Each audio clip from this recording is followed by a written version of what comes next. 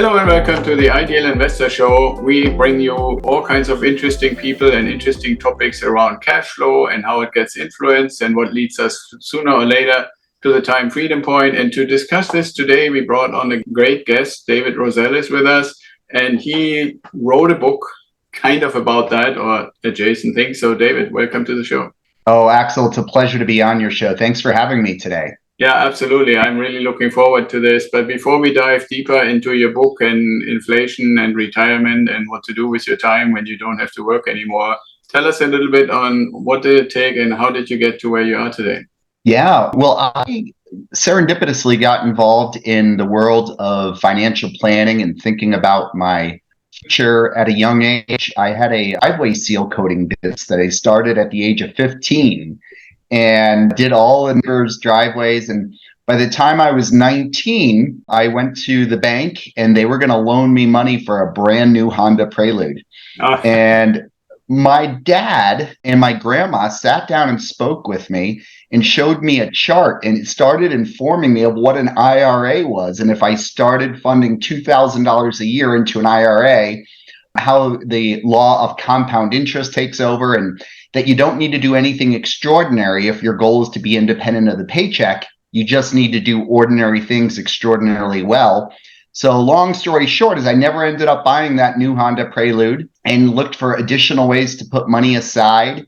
And I sold that small business at the age of 30. And by that time, I knew my next calling was to become a wealth manager and help people plan their futures. Oh, that's very cool. I actually thought when you said they showed you a table that would show you how much money that Prelude would have lost in the first year or something. That too. It's a depreciating asset for sure, just like our RVs. Yeah, exactly.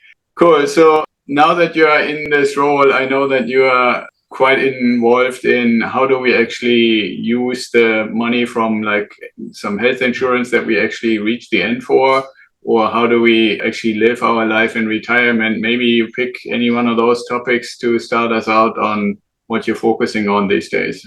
Yeah, a good analogy that I like to use when I speak around the country is years ago, I had an opportunity to meet a gentleman named Ed Viesturs, and Ed is the greatest mountaineer that's walked the planet Earth. He summited Mount Everest 7 times successfully and did so each time without supplemental oxygen.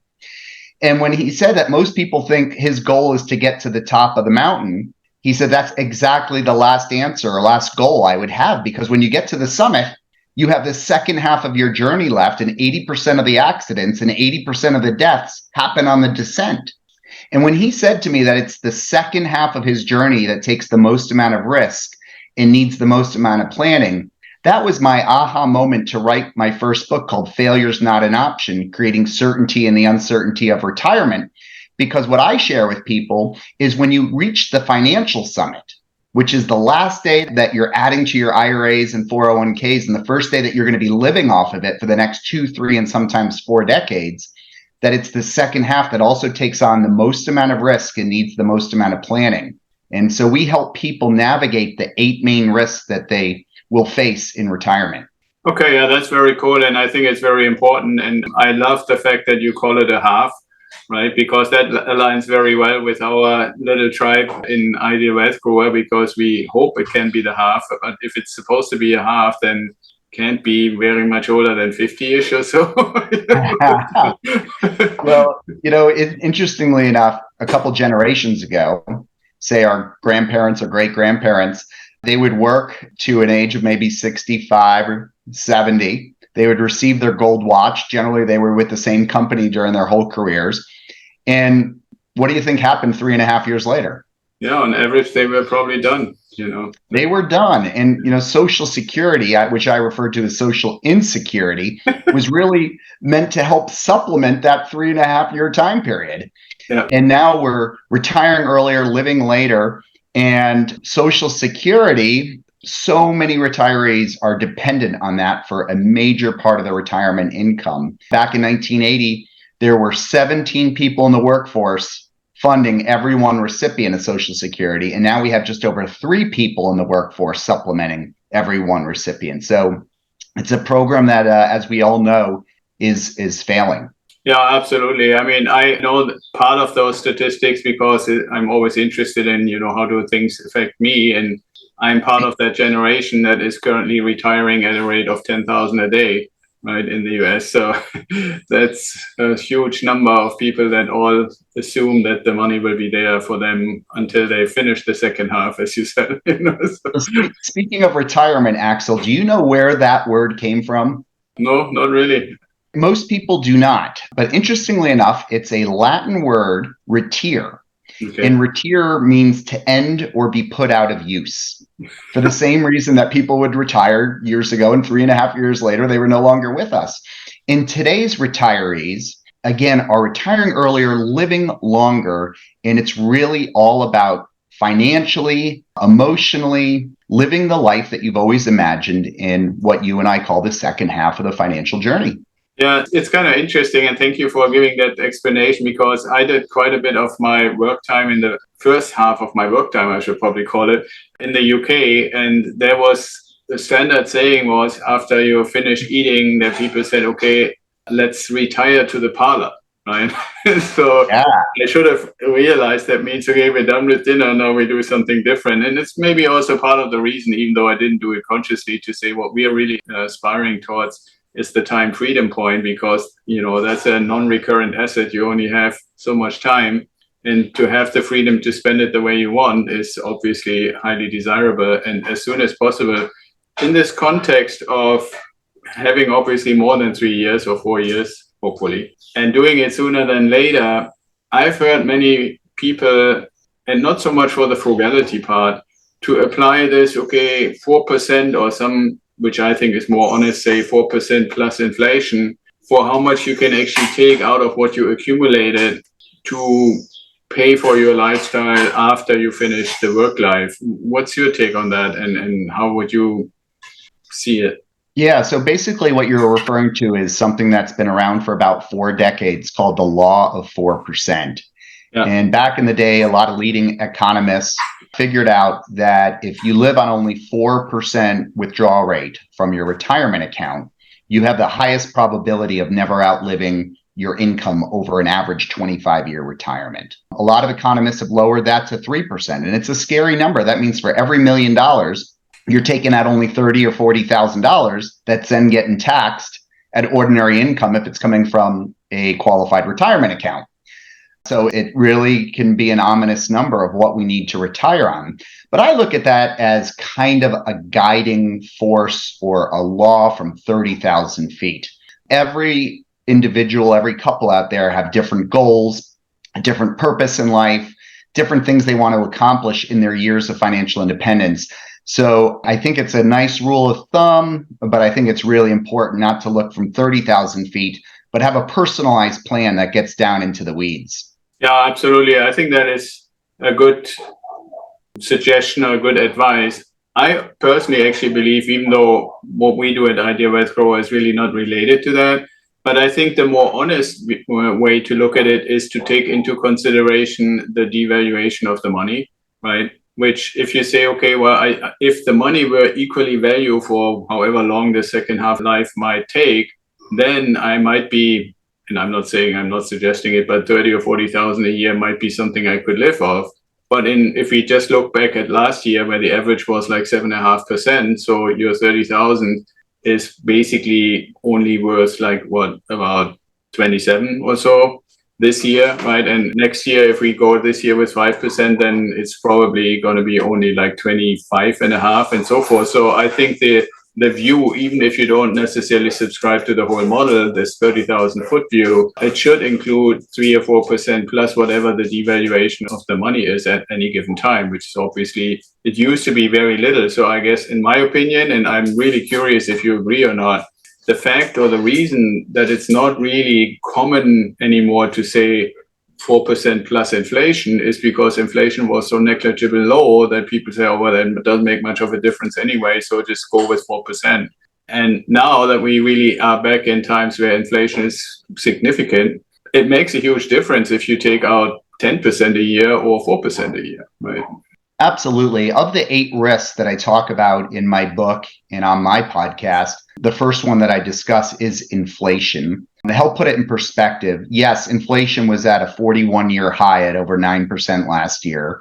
The Feds have been increasing interest rates to try and lower that. They've been semi-successful because we're now hovering around 6%. Do you remember what inflation was in 1980? Yeah, I think it was like 11 and a half or something like that. It was 13%. Mortgage rates were 18%. But at the end of the day, it always comes back to the law of averages. And the average inflation rate has been hovering somewhere between 3 to 3.5%. What this means in a year-to-year basis is not a big deal. So something costs $100 this year, next year it'll cost $103.50. But mathematically, using the law of 72, which is an amazing formula, the cost of living doubles at 3.5% inflation every 20 years. Mm-hmm. So if you were to buy a $50,000 car today, 20 years ago, that was $25,000. But here's the part where it gets perilous in retirement. And these numbers are mind-boggling. So let's say we're talking to a 40-year-old person, or you have someone listening to your show who's 40, and they say, I want to retire at the age of 60 in 20 years and live on $100,000 net of taxes in today's dollars. Well, using that same formula with the cost of living doubling every 20 years, we have to have enough money saved up in that person's retirement account to take out $200,000 by his 60th birthday to buy what $100,000 buys today at 40.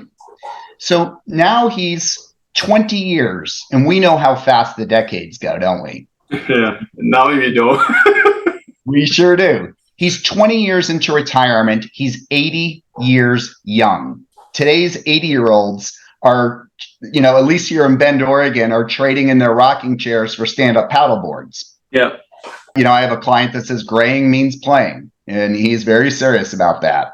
By the time this person turns 80, that $200,000 has to double again to $400,000 a year to buy what $100,000 bought.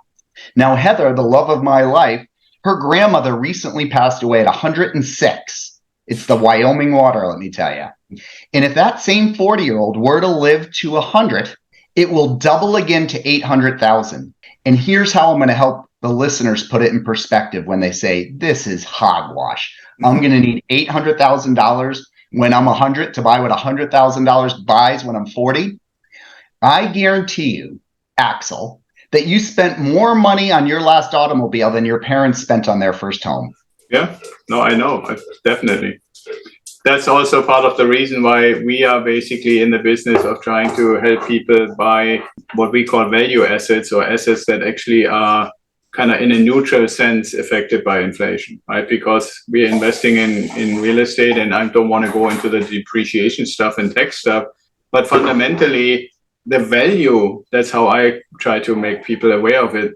Similar to what I believe you just said, is if I say I want to have the life that I can have today from a value perspective of $100,000 a year, and I want to have that for a long period of time, the value of living in like a 3-bedroom, 2-bath house is not really changing. It's giving you, if it's well maintained, it's giving you a certain amount of comfort, a certain amount of space and stuff like that.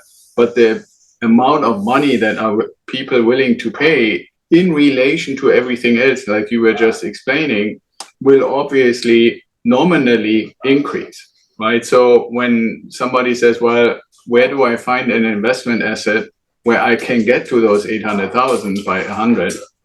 I can say, well, if you buy a value asset that is basically being paid for the service that it provides in today's dollar and in 20 years dollars and in 60 years dollars, then somebody who might make $300 now when they buy it as positive cash flow, in 20 years when they want to retire, whatever the number and the calculation is probably double that. Plus, in those 20 years, the tenants have paid down your mortgage, right? And so then you're not only getting the cash flow minus the mortgage, but you're getting the cash flow plus what used to go into mortgage.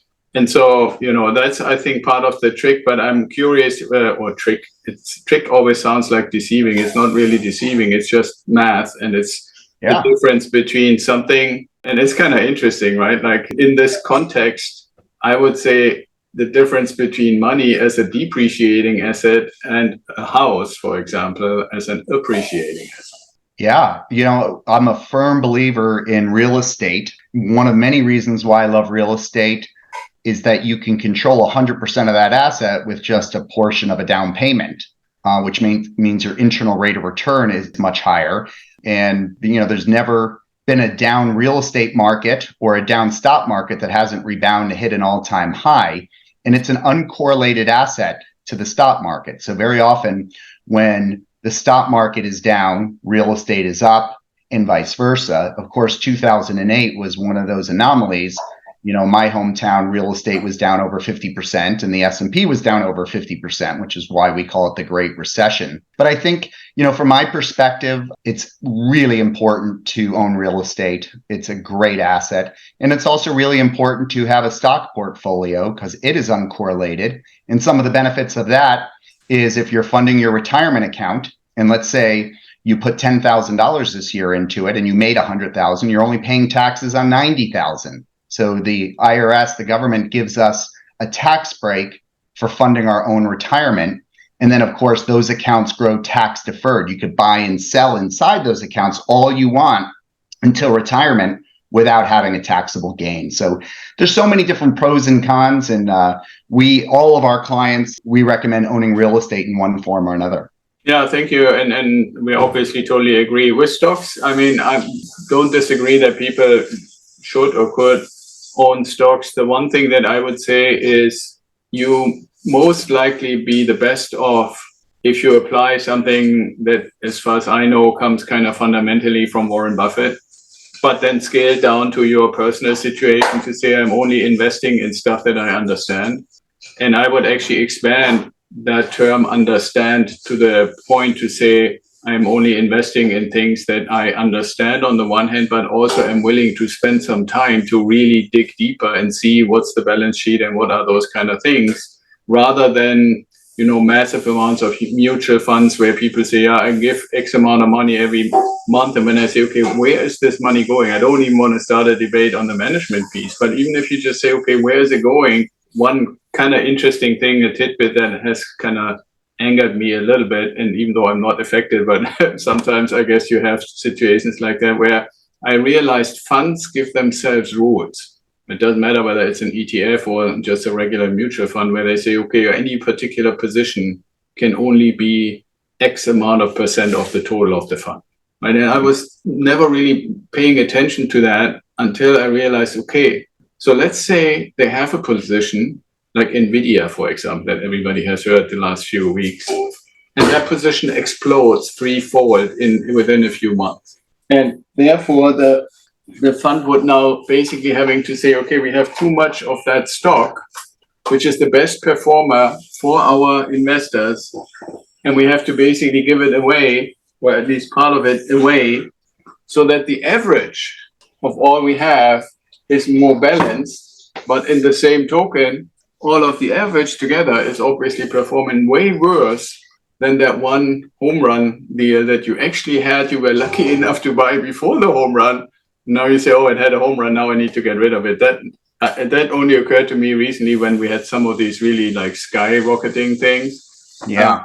Where I'm saying, okay, if you really do some research and do the Buffett thing about I invest in stuff that I don't understand for retirement, like you were just suggesting, then it shouldn't really bother you whether it's a home run this month or next month, or it went down 20% last year or something like that, because your time horizon is completely different and way, way longer, and all that up and down.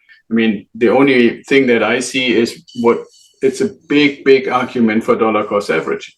Right? To say, okay, well, you said, I put my $2,000 into 3 stocks that I research, that I understand, that I really believe in strongly, and just let it ride.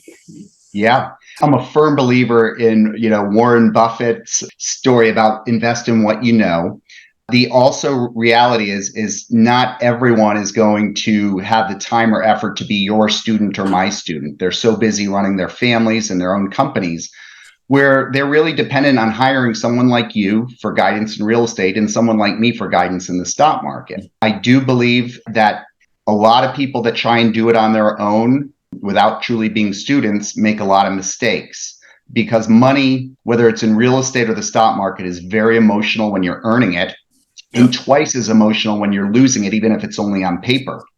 So to give you two quick examples, in 2008 and early in 2009, the S&P 500, which is just a conglomeration of the 500 largest stocks, dropped along with real estate over 50% in most areas. And so many people, even though it was just on paper, based on fear, FEAR, false evidence appearing real, said, oh my God, this has never happened before. I'm going to cash.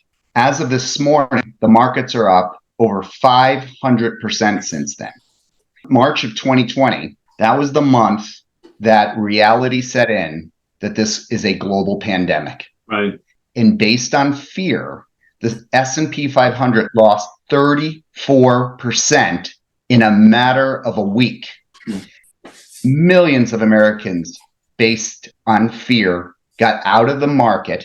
The markets are up in this short period of time over 100% since then, which means people would have to pay 100% more to get back in the market where they left off. So I always say it's not timing the market, because you have to be lucky twice. It's time in the market, and that's for both real estate and the stock market. Yeah, you're absolutely right, David. And I really love that you pointed this part out that I have been preaching for so long is, and it doesn't even matter what the asset is. If something goes down by 50%, it has to rise by 100% to get back to break even. A lot of people think, oh, it went down 50%. If it goes up 50%, I'm back there. No, you're not even close, right? Now, one of the things I wanted to transition to is, so I'm working on, and to some extent I know you're working on, helping people to create a situation for that point. I call it time freedom point, you call it retirement, when you have prepared properly so that you can do the things that you were intending to do. And I'm a little curious because in the description and the questionnaire that we exchanged, you said, well, I'm also helping people to live retirement. Can you tell the audience a little bit more what you mean by that and how that actually looks like in reality? Yeah, one of the questions I always ask people, individuals or couples, is we're working so hard to accumulate these monies. Why are you doing it? What is important about money to you? And I start peeling off layers of the onion. And by the time I've gotten down to the core of the onion, at the end of the day, it always comes down to just several answers. People want to have money for security. And then I go, what does security mean to you? Yeah. And we peel off that layer of the onion. People want to feel safe, and people associate money to freedom. My daughter just graduated from university down in New Zealand, and I went down there to spend 3 weeks with her. Because I had the money for that plane ticket and to take time off, I associate that money to the freedom to make that decision. Right. Yeah. And so a lot of successful people have been so focused on their careers and growing their businesses for so many years that if you are your business and then you no longer have that business, by definition, you aren't anymore. And a lot of people are, it's almost like their sailboat has no more rudder and they feel directionless. And as close as they may be with their spouse, they did not sign up for each other 24/7. And so a lot of people, a lot of successful people face emotional challenges as they enter their years of financial independence. Okay, very cool. And so when you say they create freedom with having that money that has accumulated, is that really mainly or exclusively for people who have a business, or does that include people who basically just had a job that they went to every day for however long, 8 hours, 9 hours a day? Is that different? Oh, no difference at all. I mean, we're just working with a former president of our local university here who retired, and they didn't own that business. They were a high-level employee. But no, it doesn't matter what work you did, how much money you made. when you're done with work, I think it's good to plan ahead, in addition to the finances, of what you want this next part of life, this next chapter to look like, and create it by design rather than by default. Yeah, that's a super good point. And that's actually the last point in our conversation today that I wanted to ask you about, especially because I'm seeing, and I don't know if it's just YouTube showing it to me because of age or whatever my search patterns might be or how they come up with it, but I see a lot of stories, channels, even to some extent advertisements for people, or for the opportunity, I guess, if you want to look at it from an optimistic, positive way, to say, well, you live currently like in Bend, Oregon, and it might cost you $6,000 or $7,000 a month all in. But if you were to move to fill in the blanks, like Mexico, Caribbean, Thailand, Africa, somewhere in Europe, whatever, you can live in these different locations, depending on how developed they are, for X less, like 20% less, 50%, or a nominal number, right? Like live in Ecuador for $1,500 a month. Do you see in your practice that people are basically coming in some cases to the conclusion, well, where I am and how I live right now with the money that I have, I can't make it, and therefore I need to look for another place? Well, I think that's happening with millions of Americans. Our particular clients are ones that have accumulated a certain amount of wealth, and they are living their life by design and living where they want to be. Oregon, where I reside, is a wonderful state to live in, but it's a horrible state to die in. We're one of a handful of states that has a death tax that taxes us when the second spouse dies. But I will still choose to live in Oregon and plan for that tax because I don't want money to dictate where I live. I'm here because I wake up in the morning, the grass is green, the flowers are blooming, and I'm looking out at snow-capped mountains. And that brings me joy. But everyone's different. And there are millions of people that reach their years of retirement. They may or may not have planned in advance. And they are now forced to make decisions that they would rather not have to, like relocate to a place that's less expensive. That makes sense. I mean, I think there's also a certain component of listening. And I think there's a distinction between business owners and people who have for most of their life or all of their life done a job where they've been in some way, shape or form told what to do, is that they are a little bit more prone to have listened to what they hear in the news. Like one thing, since we started with inflation, I guess I want to end on inflation, was that we were told, or the government told the public, that inflation is transitory, right? And I've been thinking about people who said, okay, well, in 2021, I'm going to finally retire, or 2022, and then suddenly you have 20% less in the bucket that you had been working with than you anticipated. Now, I guess you have two choices, right? You can say, okay, then I postpone the retirement, or I find another location. Because I don't think anybody could have planned that, there would be a market downturn for 20% or 30% in a year, or that interest rates would go like five-fold or something in 18 months and stuff like that. Yeah, the only thing constant in life is change. It'll always happen. People think the word recession is taboo. The reality is it's a natural part of an economic cycle, and we average a recession every 8.8 years. How do I know that? Because that's been the average since the beginning of time. What that means in your years of financial independence is you got to have a plan in place that is going to get you through an average of 2 to 3 recessions in your years of retirement. And that takes planning. Yeah, absolutely. I'm with you. I also believe that there are certain concepts or certain terms, for some strange reason, that when I grew up, they were totally normal. And it feels like it's almost like a doo-doo, if you even use the word, like cleansing, right? It used to be completely acceptable that on average, at least in the United States, somewhere around 2 to 2.5% of businesses just went under.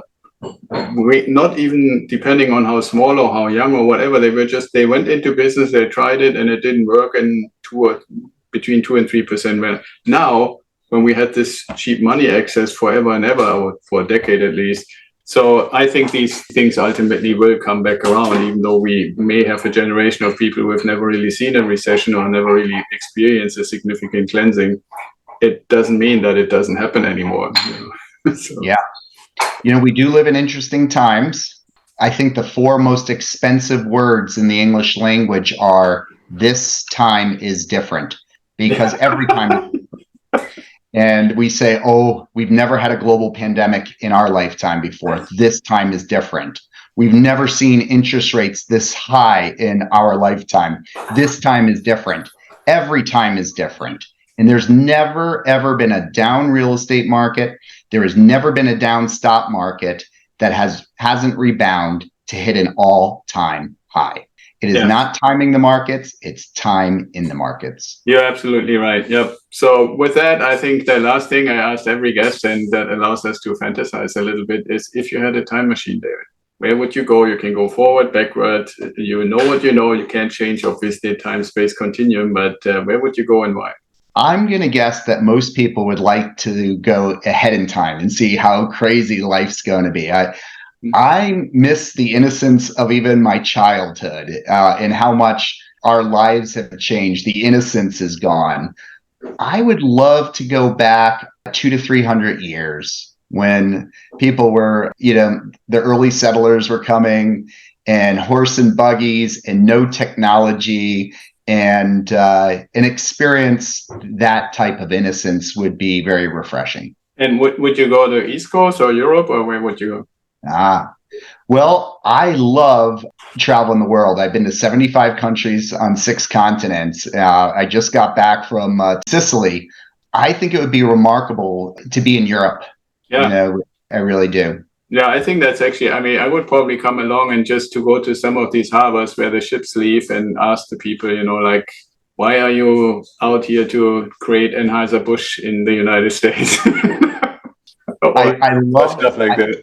I love the saying that all who wander are not lost, and I certainly get the greatest joy of wandering the world. I love traveling to third world countries, developing countries, and meeting the people. It's not about staying in 5-star hotels for me. It's about meeting the people and trying their foods and learning about their cultures and creating bonds.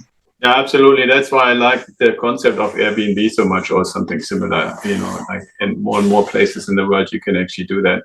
So if people say, okay, time in the market, and I need somebody who knows how to do this and what to have in the market, how can they get a hold of you, David? Yeah, well, the name of our practice is called Rosell Wealth Management. Rosell is Rossell. You can find us online. You can reach out to me personally at david@rosellwealthmanagement.com. And we have 3 different books that I've written on this subject matter for all different ages. And they're books where I start with a riveting travel story that leads into a financial lesson. And I think we succeeded at writing the first financial planning books that are actually fun to read.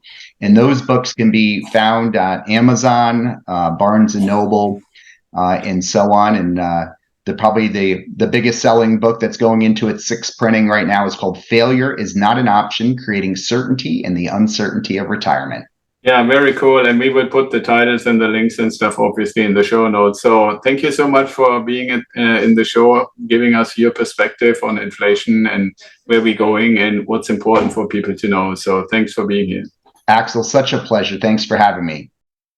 Thanks for listening, and I hope you enjoyed today's episode of the Ideal Investor Show. More info and the links we mentioned during the show are in the show notes, or you can go to our website at idealwealthgrower.com and sign up for the Apple Podcast link. And if you like to talk to me, sign up for a strategy call. Hopefully you want to share what you learned with your network and bring more people in. We are really eager to hear your comments. And until next time, be well, stay safe, and ciao.